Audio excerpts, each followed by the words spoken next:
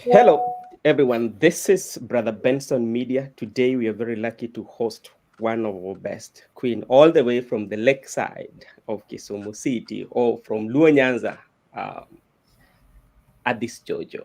ADHIS JOJO is one of greatest comedians that we have in our country, doing best, making us laugh. When we are very moody during the day, we can watch our videos and we feel the day is just going okay. So without wasting too much time, let me give my sister to say hi to our viewers, and then we can pick it from there. Huyo your sister sasa ni mimi. Wewe ndio sasa dada yangu, usinikatae tafadhali. Hello guys, habari zenyu? It's your girl ADHIS JOJO hapa. Okay, thank you so much for that short introduction. Nimeshukuru. My co-host will be taking over, but before we go, maybe for those who may be seeing you for the very first time, or who is you? Somebody might ask.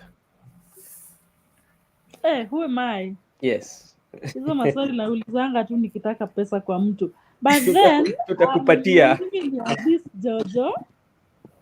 I'm known na Kenyans kama stand-up comedian pale Churchill Show. But then since corona nimekuwa nikiwork na Royal Media. I'm doing kipindi Wajaluo wanapenda sana inaitwa Nyakochia, iko Ramogi TV. I'm your favorite actress.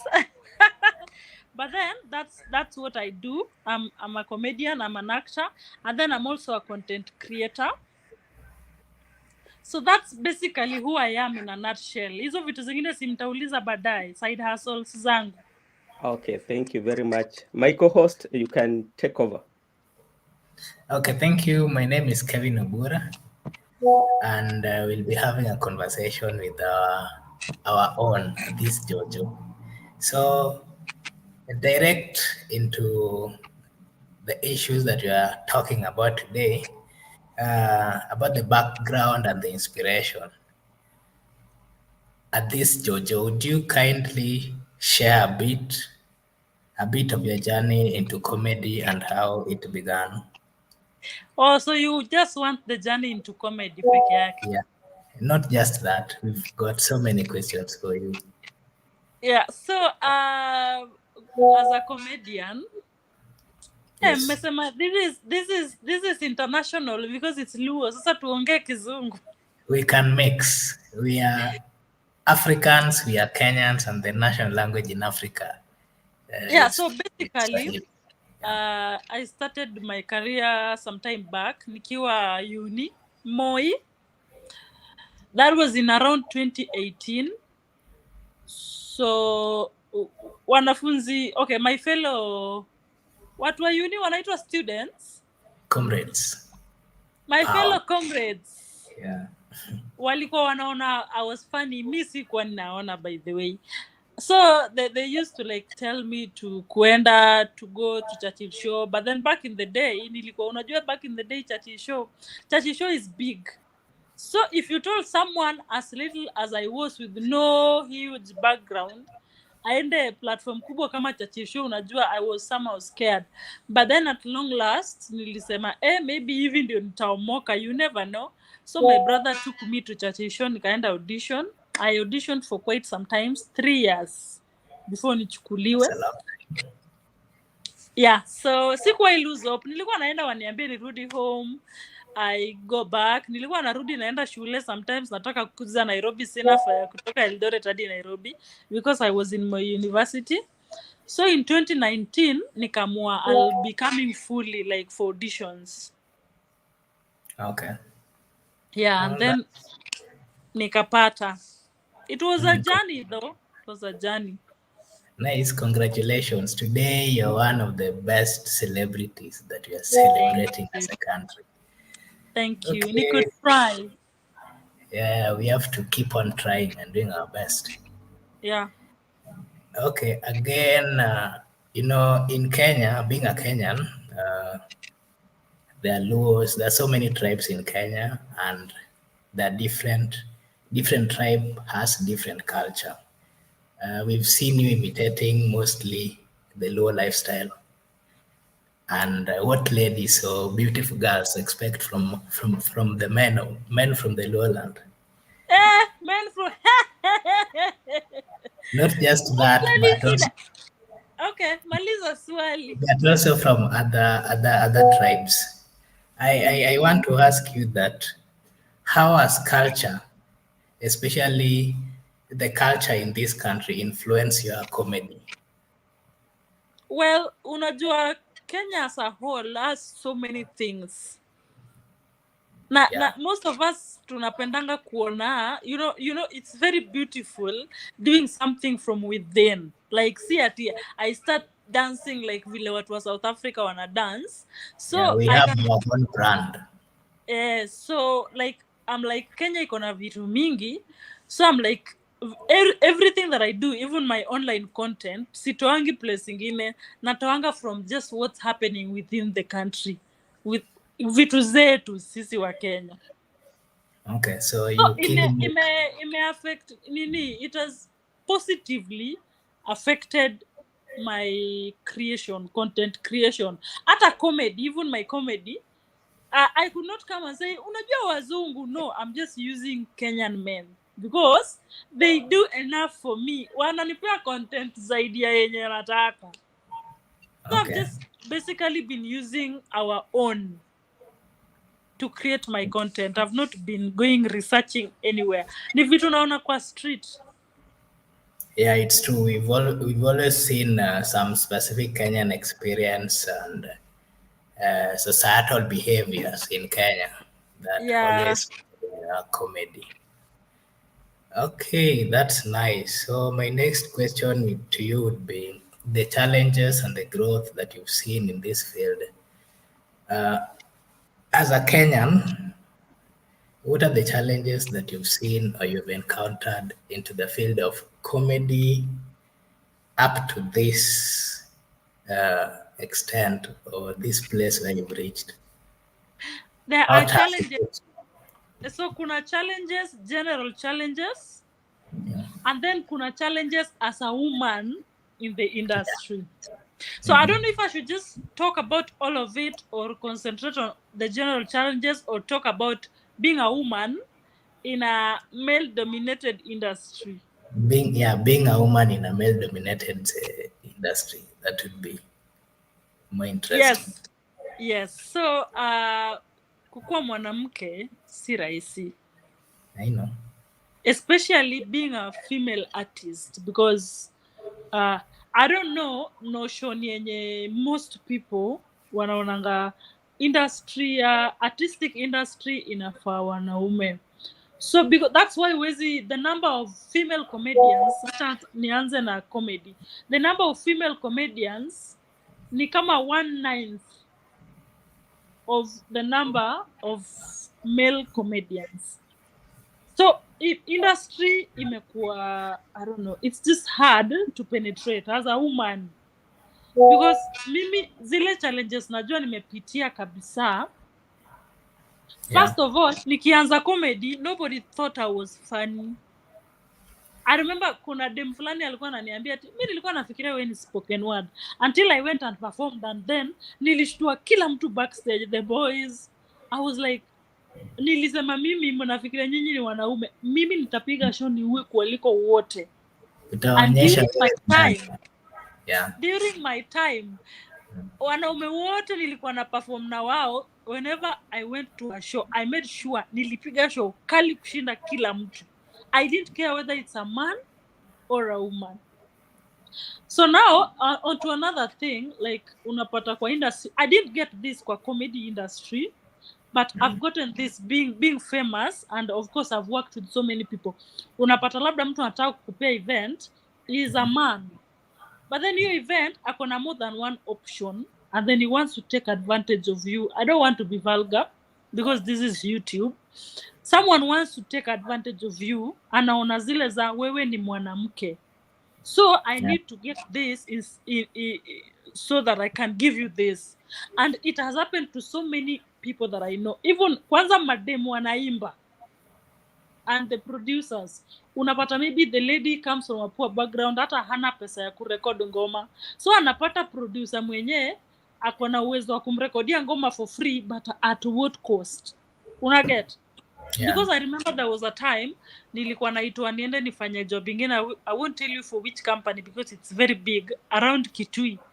So the guy who was connecting me to go perform, I was so broke during corona na nimeletewa job ya 200,000. And I was like, at least nita save nilipe rent ya miezi 5 jipanga. Ushaisikia una pesa inakaa mpaka una budget ya do. Yeah. And then 4 days to that event, it was a very big event. No nilipwe 200k, it was a big event.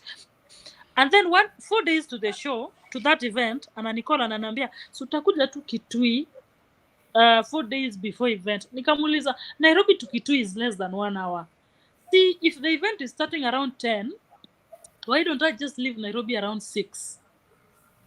Okay. And then come 6 asubuhi nikuje. Hakuna haja ya kuwaste do kulala nini. Ati hapana, uta waste pesa kulala, utakuja kulala kwangu. I was like, why? Yeah, it's seriously. I was like, why? Ati unafikiria wewe ndio mwanamke peke yake mwenye hajai sijui fanya nini na mwanaume? I know unajimalizia. I was so disgusted. Yeah, that's really... That's just one of the stories. One. There are so many men, because mostly ukitaka maybe you want a role for acting, you have to go through some man somewhere, and then they want to have a relationship with you, which me personally, it's actually same as politics, because for you to get in politics, you'll be told, who do you know? Do you have a godfather or something like that? So the same comedy is same. I know true love exists, but sasa mimi I'm personally I'm against love or relationship between watu wanafanya kazi pamoja, because mtakosana, then mkishakosana as a woman, mwanaume akishaboeka na wewe, he will throw you aside and get mtu mwingine mwenye ako interested in.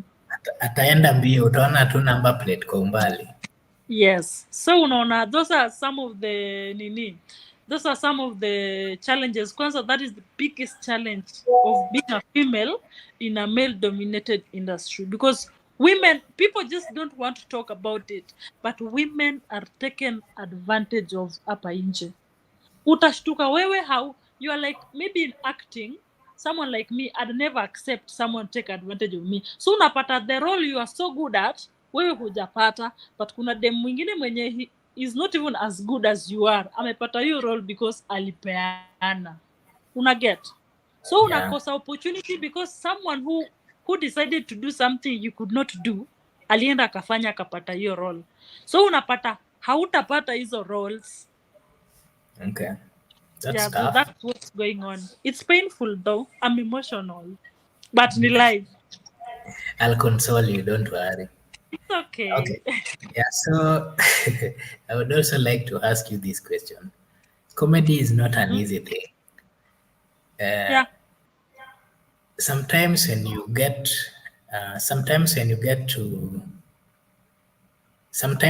to the floor, uko tu pale kwa stage, sasa unataka kuanza kufanya mambo. You want to start giving, unataka sasa kuanza kufanya watu waanze kuchekecheke. And then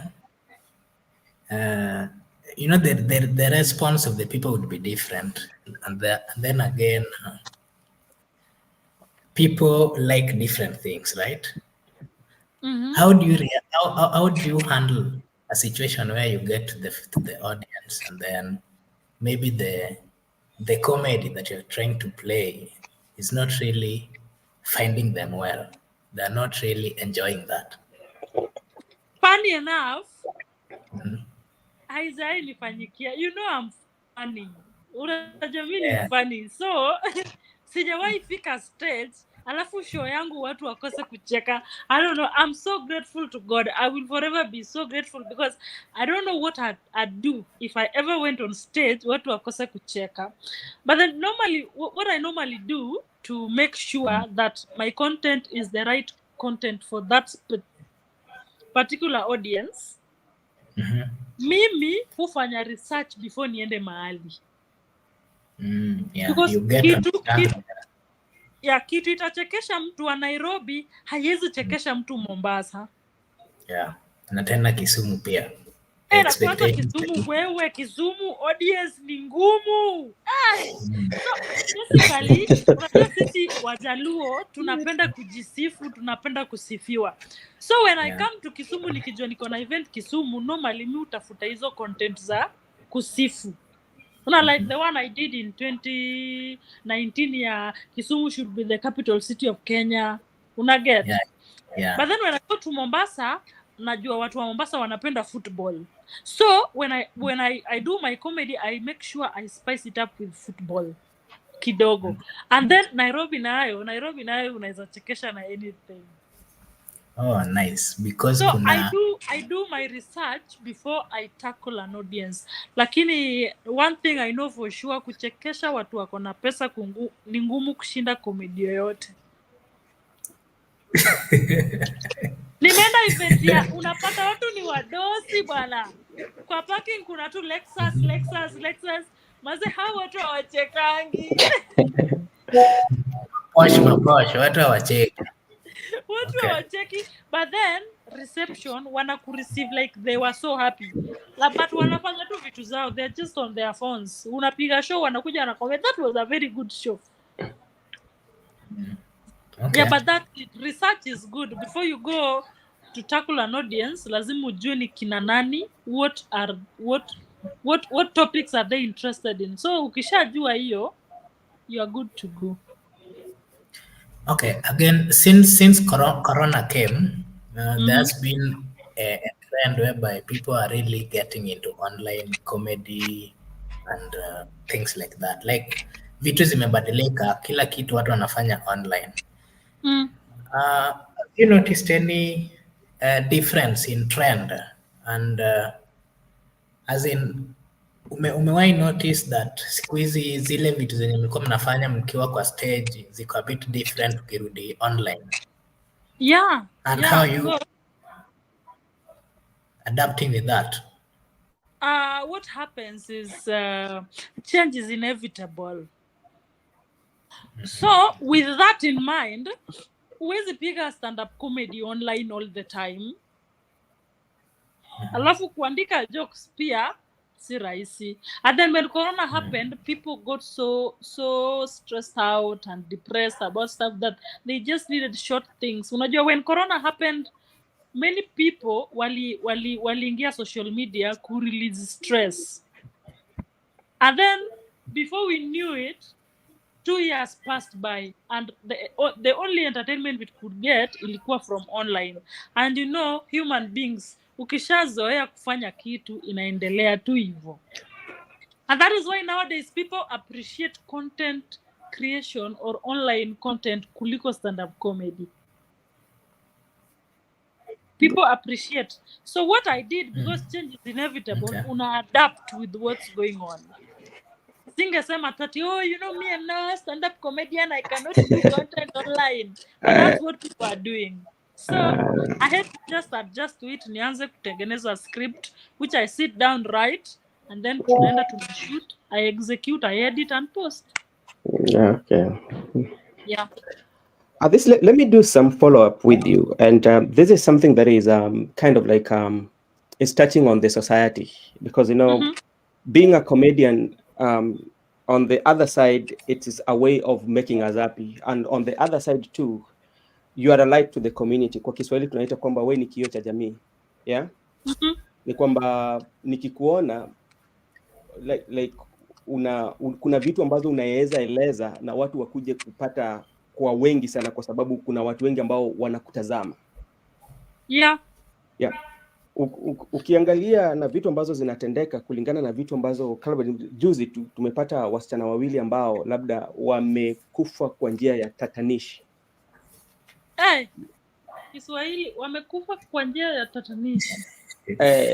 You should know that This is from Homa Bay County. Oh, by the way, Homa Bay. Okay. Yawa, munataka kuharibu usichana wa Homa Bay County. Yawa. But we are all see the capital city of Lowland, of course, it's Kisumu. So you have still from Kisumu. There's nothing wrong with that. They've died under some mysterious circumstances. And how do you use your content creation to make joke at the same time to create awareness to the society based on what has happened of our beautiful two ladies? Oh, what happened? Umepata question yangu? Ebu uliza tena. Nimesema kulingana juzi tumeona kifo ambazo hazieleweki especially kwa wale madada zetu ama madada zetu kwa Kenya, yeah?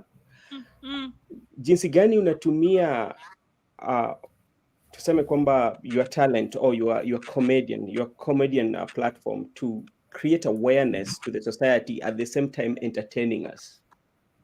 And to also educate, especially the ladies and generally the young people. First of all, I cannot create comedy out of hizo situations zenye zime happen mbili. They were so horrible. There's nothing funny about them. Me, the only thing I can say ni maybe advise each generation, because how madam ni were young. The other one could have been somehow my age mate, but still, being that I do a lot of research na mimi ukuwa very skeptical, I'd give advice on madam too, generally women, to avoid such things from happening. Yeah, okay. So your advice nipeane ama? Yeah, because you have that platform, Sindio. So yes. How Mimi, what I can say, there is nothing beautiful about some very innocent women losing their lives because they had a whole future ahead of them. Unaweza pata some of them were even the breadwinners of the family, at a firstborns. Even to the parents, it was so horrible. So mimi ile kitu naweza ambia wasichana ni normally what I do, because we are bound to maybe fall in love, meet men, or get into relationship, even with men, because the same fate can inaweza pata wanaume, because the first scenario ulikuwa unasikia the rasta guy used to work with a woman, meaning the woman was also luring men and doing the same thing to them. So what I can do ni mimi, first of all, I have never gone to an Airbnb with a man unless ilikuwa job, na sijawahi enda kwa Airbnb na mwanaume. Kama ilikuwa job, niseme maybe tumeenda event mahali and there is no good hotel around, I'd book an Airbnb. But I'm not judging watu enda Airbnb, but I'd never advise anybody to go to an Airbnb with someone they don't know that well. Meet mtu, instincts, mimi usema listen to your instincts, because me, if something is wrong, I'll always feel weird about it. So mimi, I'll get to know someone. You kizoea na mtu kimjua mna meet nje, or me, I'd rather call someone to my own house. So muna meet nje, I come meet you with one of my friends. I normally go with my sister because she's ni beshte yangu tu. So naendanga na yeye, nikienda kumit mtu for the first time, tunapiga story mahali tu nje, we take maybe coffee, not even kwa hoteli iko enclosed, tunaenda kwa these open hotels, hata CJs, maybe you take some juo, come back, muende tena mara kama 4 ama 3 before I agree kwenda kwake. Okay. So there are things people can, alafu mimi, I know people meet online, but mimi, I'm so skeptical about meeting a man and starting to date them online, because ujui mtu anatoka wapi. Because I've had stories whereby watu hawaku lose life yao, but mtu anakumeet online, una fall in love na yeye, mnafika tao, anakuibia kila kitu. So but then again, I want to ask you a question. I also want to ask you a question, because if you keenly follow the reason why these ladies are being lured or getting enticed by such kind of people or men, we can say that there's something they're lacking. Could it be money or something else? We are not so sure. But I want to also ask you a question. Mm.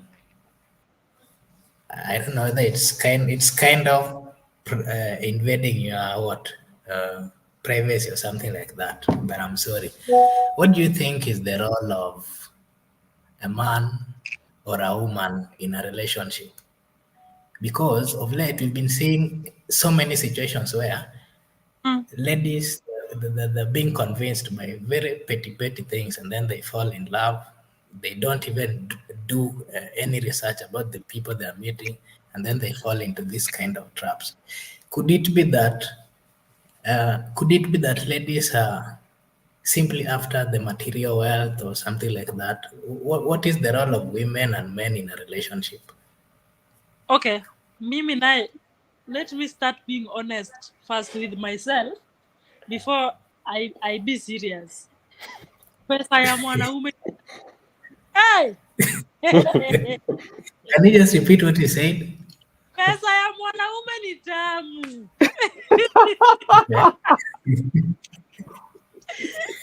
So, I don't know what happens. Love language ya mwanamke is being provided for.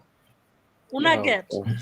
I know in as much as tunaambiwa usipende pesa ya mwanaume, mimi napenda is but for them difference. Musini judge the difference between me. Okay, what the reason I know mimi somehow niko na pesa yangu, so I will not do things that are against my principle because of a man or because of money. Siwezi lamba mwanaume juu ya pesa yake because I already have mine. So hata siponipea hiyo pesa, I will still take care of myself. Lakini akiongeza tu na hiyo yake.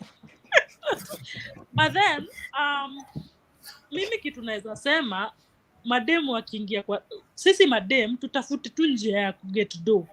I know pesa ya mwanaume ni tamu, but I know of so many women wenye mtu amekaa hivi kwa nyumba ati mwanaume anamlipia rent, anamlisha, but you know the moment someone is practically taking care of all your bills, kitu yenye wamesema ndio utafanya. You know, someone who takes care of you controls you in a way. They will always command you to do things they want. Kuna mademu wanasema ati yeye chali yake hataki aongee na mabeshe zake, hataki watu waingie kwa nyumba juu yeye ndio analipa. Una get? So huwezi nipea constraints kwa maisha yangu because you are providing for me. So waambie tu mtu, yes you can I mean if my boyfriend gets me a wig ya 45,000 haina shida, but even if it does not, I will buy that wig with my money. So madem, najua hakuna job, but kuna mabiashara. Mwanamke anafaa kuwe na pesa yake so that we don't have to do everything a man wants us to do because they are providing for us. Ati by the way unajua aliniambia nivae kwa nyumba 8 nisipo. Okay, something went wrong. Let's keep on waiting.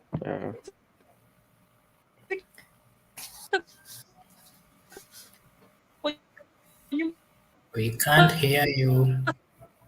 Maybe she's kind of like frozen. I think network might be the problem because like I think it's kind of like connected. But anyway, I think she will get back to us, and she'll get back. I'm saying it's kind of like a network issue, but generally, I don't know what you think about the two incidences that happen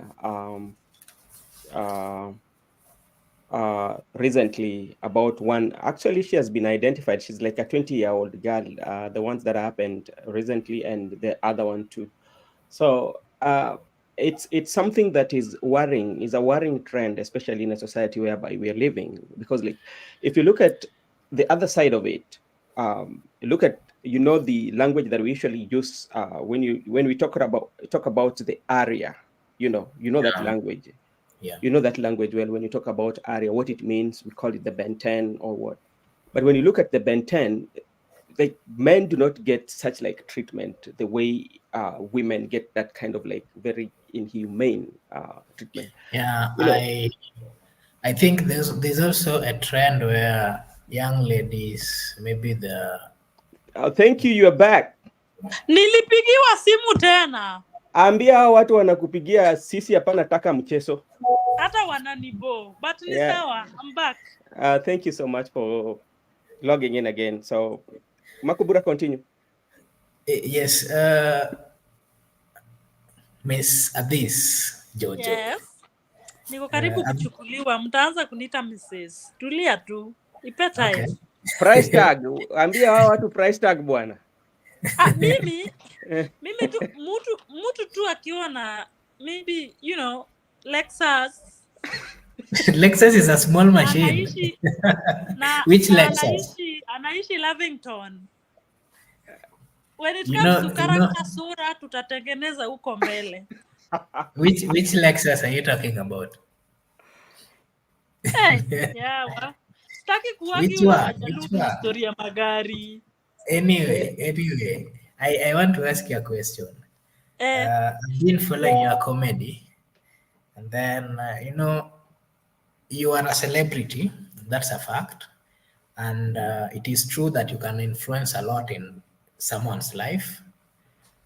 Can you hear me?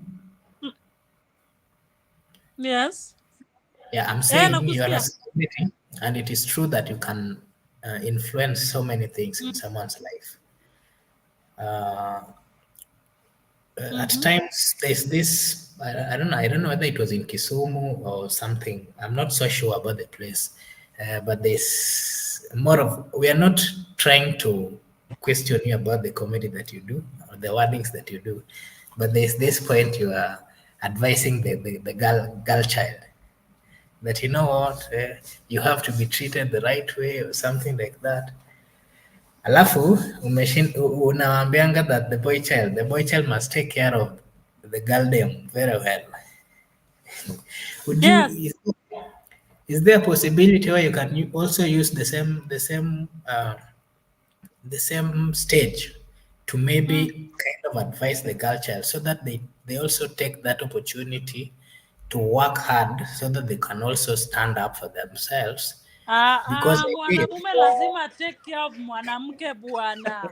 You as a man, I mean, let me tell you something. Let me just be honest. There is no way a woman will ever respect a man if the man is not providing. Hata Mungu aliwaweka kwa dunia akasema take care of. But we are both girl child and boy child. We are all empowered. Like we have the same everything. Empowered. Wacha tu nikuwe na pesa. I'm looking for money. Let me have my money. But hiyo ni pesa yangu. Yako ni yetu. You have to take care of a woman. Ya niwaambie aje. Let me tell you something. There is no way mimi utanioa or we'll have a relationship. Salary yangu ni 200,000 per month, which ni kidogo, but let's just say ni 200. And then yako ni 50. Utanipigiaje simu jioni uniambie unakuja kwa nyumba nipike chapati? Just tell me, where will you get that? Utatoa nguvu wapi ya kukuja kunishautia kwa nyumba? Of course, you're earning more than me, and we are all human beings. We've all been given the same opportunity. Hiyo ndio nimerudisha pale nyuma as a man. I'm not saying ufai kuoa mtu mwenye amekushinda na salary, but make sure mwanamke utaoa umeshinda na pesa. I don't know vile Mungu alituumba, but this is the naked truth. Mwanamke anaweza joke, unajua I might be maybe niseme I'm older than you and maybe I'm 35, maybe a woman is around 35 years, anauodho time yake inapita. So akoza ule atakuja atamuoa tu. And then atatulia tu because unajua she needed that marriage. But with time, no woman will ever respect a man that she is richer than. Ever. You know, ukweli. Mwanamke asiwahi kuambia, oh, you know me, I'm different. Me, I'm this. We are all women. This is the truth. So, mimi, naambia madam, to avoid easy stories in a happens aiza, you have to worship a man because they are providing for you. Look for your own money. But you know, a man should still take care of you even if you have your own money. Okay, at this, I agree with you 100%, 100%. But the question is, when you say, for instance, if you are blessed to Yeah, get I'm blessed. Yes. the way you're blessed, you are getting like 200, yeah. Then me, who is not blessed, who is getting 20, but my provision can only do 20. Can you understand me there? Si uende uongeze pesa kwanza ndio ukuje unikate. Wapi? That's rationalizing someone for no good reason. Let me ask you to something. As a man, kwa nini hauna pesa? That's what I've tried my level best, and that is what I can afford. Mwanaume, kwa nini hauna pesa? Kwa nini? Niambie tu, because I don't understand. Why don't you have money as a man? No, not that I don't have. This is what is there. I have, but the one that I have, you are blessed to have so many. So one thing that I should do. Why don't you add that money so that you can surpass me? Kutoka wapi? Allow me to ask you this question. Let me ask you this question now. I'm going to ask you a question. You're in the field of comedy. You are a celebrity. Yes. I'm quite sure that your earning is very high. Yes. Then someone who is not into such fields, they have done, let's say even you've just completed campus, you've been looking for a job, and it hasn't been successful. So, according to your statement, you're kind of trying to say that a man should have a lot of money more than a lady. We are not disputing that. But what if the man keeps on trying to get to that level, but then there are no opportunities? So would you still rate the same man or have the same thinking that you should have more money than a woman? Let me tell you something about men before nijibu your swali. What is so funny about you men is the fact that mwanaume atadate mtu anaweza afford at that time. Kwa saa hii wewe uko za okay, mi niko na kama 30,000 a month yenye naweza pay this. So you will come, but roho yako inataka Huda Monroe. By the time umepata pesa ya kumuafford, utatoka kwa Jojo because Jojo ulikuwa unaweza muafford ukaongeza. I've seen so many men will change their taste according to their pocket because mushajua the moment you have money, women will come crawling. There are very few men utapata mwenye amestick na mwanamke alimuinua, but most of them will go to the woman of their dreams without being remorseful about anything. So why is it that sisi ndio mnataka tuwavumilie, ndio mkipata pesa you go to the woman of your dream, mnatuachia nani at 35? Okay. So maybe what I'll tell someone is, when you know hauna pesa na unanitaka, tafuta pesa ufike level yangu alafu kuja unikatie. Me, if you tell me that and then you tafuta pesa, I don't think there's a possibility that I'll still come back for you because si mwingine atakuja. Do you really know who men are?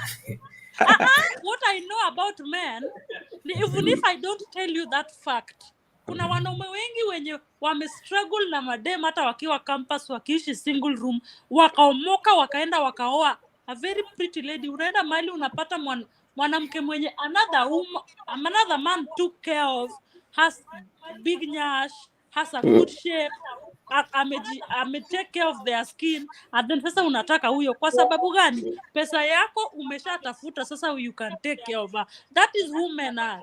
So mimi, I will not be against some. Bwana, dating rich men is sweet. I don't know. Mwanajua vumbi inakuanga kwa barabara kweli. Najua. Sasa you want to struggle with someone mtembee kwa hiyo. Hivi mwanajua vile kukaa kwa gari ni tabu. Okay. So at this, hiyo gari Sasa heri ulie kwa Range Rover like because I mean like mtu sema, I even talked about it. Every other man will break your heart. Sasa ni wewe ufikiri unataka kukua heartbroken wapi? Unataka kukua heartbroken Kida Kondele ama uko Dubai? Because Kondele someone's son will break your heart. Ukitoka hivi nje kwa ghetto, mtu anakupiga ngeta tena, anakuibia simu. But you know, there's also this narrative whereby men have been taking risks. I've personally witnessed so many men who have taken risks, they have taken loan, even went ahead to educate ladies just because they're in love. And then after some time, when the lady gets what maybe a good job or something like that, they will automatically leave. Sasa, why is it that the ladies, they keep on defending themselves, but they're not defending the man, or they don't want to get or to understand the man's side? Wacha nitetee wanaume kwa saa hii. The ladies tend to want too much attention from the other gender, but them when unajua madem ni watu wenye wakiamka asubuhi wanataka ati ukwe umemtumia text. Kwa nini msitume text? Utatuma leo. And then let's say utume leo and then kesho something comes up, you wake up when you find some stuff, you are held up. And then the whole day hata kutumia text, in the evening anaanza kukuambia that, oh, you know, you didn't text me in the morning, and that's an issue. It's a serious issue. Why is it that you ladies, you want too much attention from men, but you're not reciprocating, you're not giving back the same attention that you want? Unokudate nyiluma wigi tek. Mmewahi jaribu hizi kabila zingine? Let me say something in regards to kupeleka msichana shule. Aki mimi, if this message would go to any man out here, please wacha kupeleka msichana shule. As a man, don't do it. At your own brother hakuenda shule, but unataka kupeleka sister ya dem yenye unaoa shule. You don't owe them that. You don't. Because what happens ni mapenzi huisha. So unajua hivyo. Because there is no way a man will make me get married to him and I've fallen out of love just because alinipeleka shule. Mapenzi imeisha. What do I live in that relation? Nakaa nikifanya mapenzi imeisha. So the fact that ulipeleka mtu shule should not be a reason to hold them hostage for the rest of your life. That is why muambia mtu usimpeleke. Wacha watu wako wamsaidie. Mimi the only thing naweza ambia mtu afanyie mwanamke ni mfungulie biashara. If you can open for her a small business, her big mind will expand the business. Kama anataka kwenda shule, ajipeleke shule na hiyo pesa ulimfungulia nayo biashara. This I want to ask you a question. Yes. With how serious you are really defending the girl child. That's so nice of you. No, I'm not. I understand. I want to ask you a question. With the stand and especially following your comedy. There are so many instances where we've been saying that, oh, man must provide, oh, man must have the money. And again, there's this point you are saying that when a man comes and approaches you, you'll want them to go straight to the point. Are you seeing or finding men who are also maybe DMing you or coming into your inbox, or men are seeing or finding just fully afraid of you? Wanaume wananiogopa. One, I think because men are scared of more successful women. I think. I don't know. Success scares men. You know that. Labda wanakogopa because when unakaa mkali, that could be the reason. Okay, that is also another reason. What happens ni kuna watu niambia, oh, mimi naogopa kuapproach celeb, and then kuna watu wengine husema wanaonanga mimi ni mkali ati alelo. But hata nyinyi mmeniona mimi white material, wanaume wawache kuniogopa. Okay. But then social media ni njia yangu Yes. ya kuweka unga kwa meza, to put food on the table. So mostly don't judge mtu by what you watch on social media. You get to know them in person because we are two different people. Okay, that's okay. There's also something that I want you to kind of like assist us to understand. Mm-hmm. You know, fame comes with so many things. It doesn't just come like that. At times, we've witnessed majority of the celebrities, they go into depression, you know, and it becomes so much dire. If I may not be wrong, we've seen some of our celebrated legends in any entertainment sector. They came back to the social media, and Kenyans being generous enough, they've ended up contributing. As a comedian who is in this industry, how are you prepared for such eventuality? Okay. Depression, sahi, since Corona happened, so many youths, wacha tu niseme, so many youths, mwaso wasanii, wanajipata wako depressed. But then, what happens, the reason mimi, I will never allow myself to be depressed, because reason inaeka youths wengi wakue depressed, one, or unapata mwingine hata alichizi. So unasikia wale watu wao sijui nani alivuta bangi akachizi.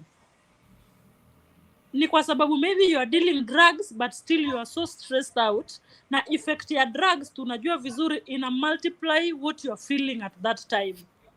So if you are stressed out, it will multiply. Mimi what I normally do kama msanii, unajua wasanii sisi, like mtu atakuwatch kwa TV 2 days, the next day ana expect akuone na Range Rover. Unaishi Lavington in Porsche regions, knowing very well nobody can be a millionaire in 1 week. Hata 1 year. If you are real with life, you cannot be a millionaire in one. Okay, some people wanasema they can, but it's hard. So unapata expectation ya public ni mingi. The public is putting too much pressure on us wasanii. They want us, mtu akikuona kwa matatu, kuna udem sijui ule aliimba sijui ngoma gani. The other day Kaveve Kazoze akaonekana kwa matatu and everybody was recording her. People were like, oh, Aki amepanda matatu. For crying out loud. Ngoma hata ikiwa na 1 million views, utapata pesa alipata hapo ni less than 100,000. Walikuwa na expect hiyo pesa akue amebai nayo nyumba Runda, ameshanunua nayo gari asiwahi onekana kwa matatu. So the public is giving us too much pressure. They want us to live a certain life that some of us can still not afford. So me normally what I do, I never let public pressure come to me. First, I don't do drugs, but si ati nakataza watu kudo drugs. It's someone's choice. But then another thing, usiwai try kuishi maisha unajua uwezi afford to impress the public. Because when you're sick, when you're mentally ill, the public will not be there for you. So mimi usema, I stay within my limit. I stay within my means. Kama niko tu na pesa ya mboga leo, nitaenda kwa kibanda nibai mboga, nikuje nikule. Kama sina pesa ya kupanda Bolt ama kufuel gari, nitaenda nipande matatu, bora ni reach my destination. But siwezi weka pressure ya Wakenya inifikie, nikae kwa nyumba niko stressed out because I sitaki kutoka nje watu wataniona na naishi ghetto, something like that.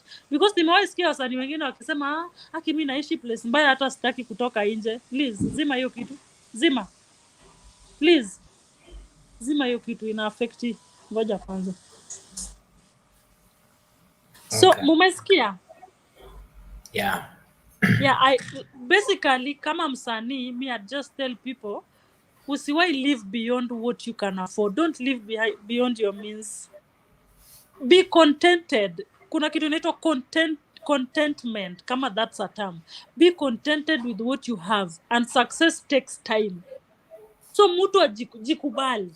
Kama unaishi ghetto, get used to that place, because with time I'd rather struggle for 2 years and then make it in life than niende kulipa nyumba ya 65,000 rent to impress the public, knowing very well I struggle every month to afford it. Unajua itanipea pressure. Like the whole month nitakuwa na struggle kutafuta rent ya hiyo nyumba. So just live, me I live within my means. Okay.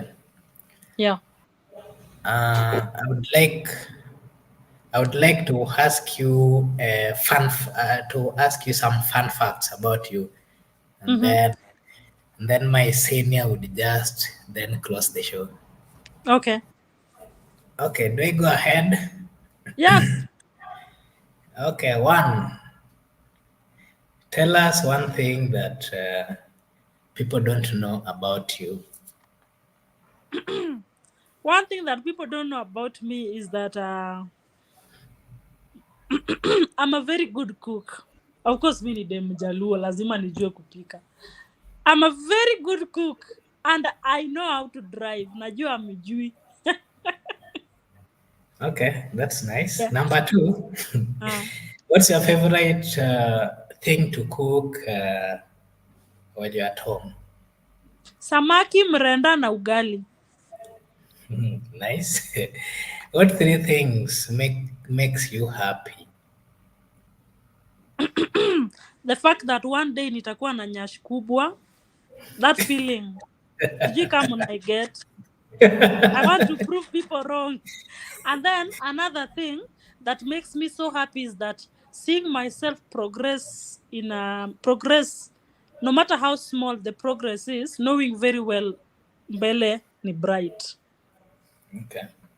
And then health, my family's health and their well-being makes me happy. Okay. Yeah. What three things do you look for in a guy? Pesa kwanza. Okay.